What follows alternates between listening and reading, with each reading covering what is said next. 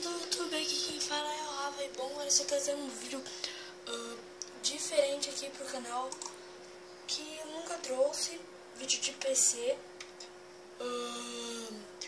O jogo que a gente vai jogar chama-se Quiz, tá? Vamos começar aqui. Quiz. Esse aqui, ó, esse primeiro aqui, ó, teste de personalidade. Você clica e a gente vai fazer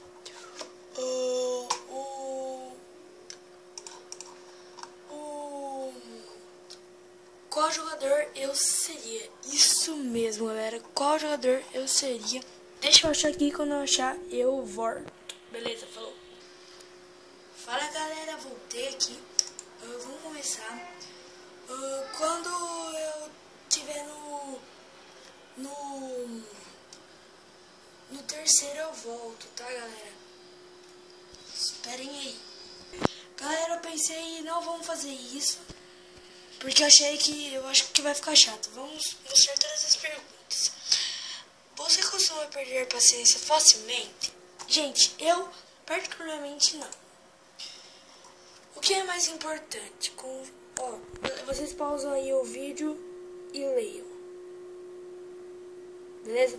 Tá. Confiar em si mesmo.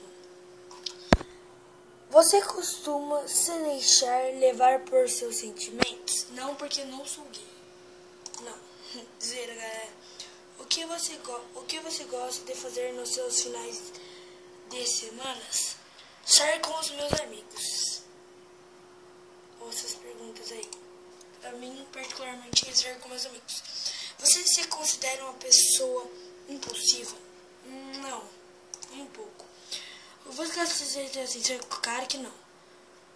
Nos grupos de amigos, você é o mais... galera, sério, eu sou o mais companheiro. Não.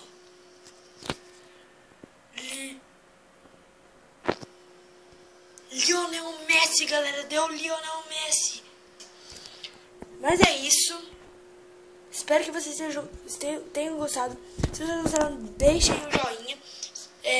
Compartilhem o vídeo, Facebook, Instagram, o que você tiver, beleza? E é isso. Beleza, valeu, falou e...